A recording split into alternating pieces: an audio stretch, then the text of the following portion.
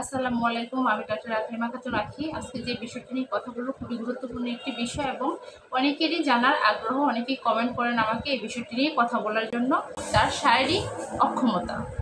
শারীরিক অক্ষমতাটা আসলে কেন হয়? বিভিন্ন কারণে শারীরিক অক্ষমতা হয়। তার মধ্যে যে কারণগুলো বেশিরভাগ দায়ী সেটি হলো অতিরিক্ত মানসিক পরিশ্রম, শরীরের অতিরিক্ত বীর্যক্ষয়, বিভিন্ন রোগ সুখ থেকে এই রোগটি সৃষ্টি হতে পারে। তার স্বাস্থ্য এবং পুষ্টিজনিত কিছু সমস্যা থাকতে পারে। তার আয়রন, ভিটামিন, ক্যালসিয়াম মানে পুরো স্বাস্থ্যের একটা বিশৃঙ্খলা এর জন্য দায়ী হতে পারে। পারিবারিক, সামাজিক, মানসিক সকল পরিস্থিতিও এর কারণে দায়ী হতে পারে। শারীরিক যে একটা অক্ষমতা বা শারীরিক শক্তির যে লোপ, তার যৌন শক্তিটাকে যে নষ্ট করে ফেলে, এটার পিছনে আসলে একাধিক কারণ দায়ী। তার মধ্যে আমি যে কয়েকটা বললাম এই কয়েকটি হচ্ছে প্রধান। এবং মানসিক একটা গোলযোগ থেকেই এই শারীরিক অক্ষমতাটা আসলে বেশিরভাগ ক্ষেত্রেই দেখা দেয়।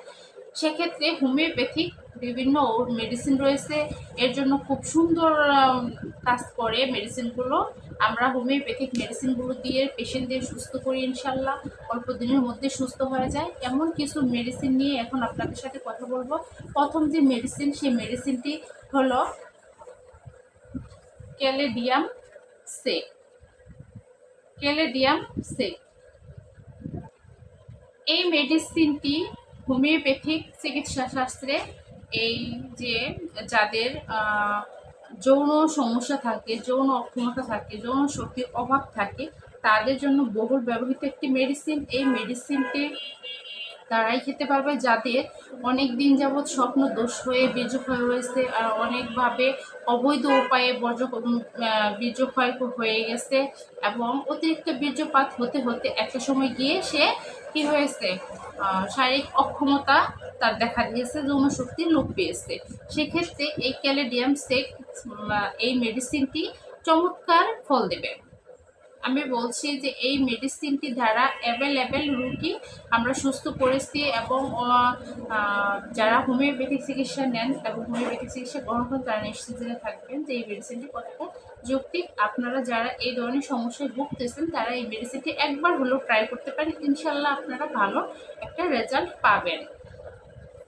আমি আরও একটি মেডিসিনের কথা বলবো, হোমিওপ্যাথিক মেডিসিন। মেডিসিনটির নাম হচ্ছে জিংসিন।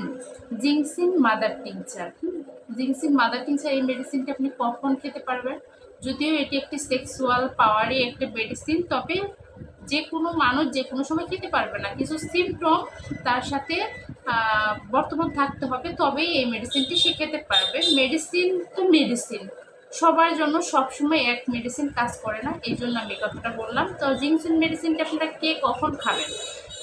জিংসিন মেডিসিনটি খেতে হলে যে সিমটমগুলো থাকতে হবে তা হচ্ছে যাদের অনেক বেশি শারীরিক অক্ষমতা, শারীরিক মানসিক অসুস্থতা লেগে থাকে, অশান্তি বোধ করে, কাজে কর্মে স্থির হতে পারে না, মানসিক একটা গোলযোগ দেখা দেয়, মন ভালো থাকে না, মনে খিটখিটে একটা ভাব থাকে, গ্যাস থাকে, তার লিভারজনিত সমস্যা থাকে, যেমন খাদ্যের হজম শক্তি দুর্বল হয়ে যায়, কোষ্ঠকাঠিন্য দেখা দেয় এবং তার শারীরিক একটা অস্থিরতা, মানে কোনো কিছুতে সে স্থির থাকতে পারে না, ভালো লাগে না, এক কথায় যেটা হলো যে খুবই উদাসীন মনের মানুষ।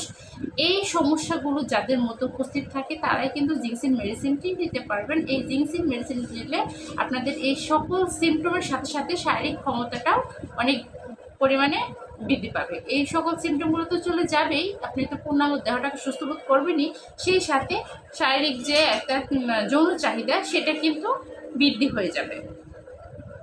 আমি আরও একটি হোমিওপ্যাথিক মেডিসিনের কথা বলবো। মেডিসিনটির নাম হচ্ছে অ্যাসিড ফস।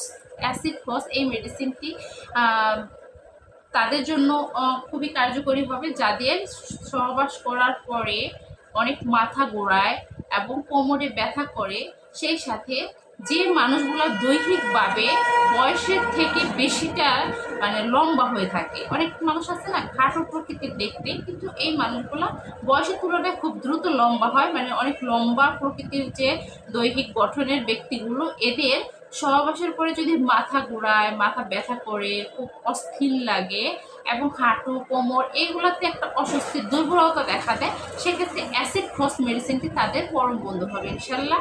অ্যাসিড ফস মেডিসিনটি নিলে এই সকল সমস্যাগুলো সমাধান হয়ে যাবে।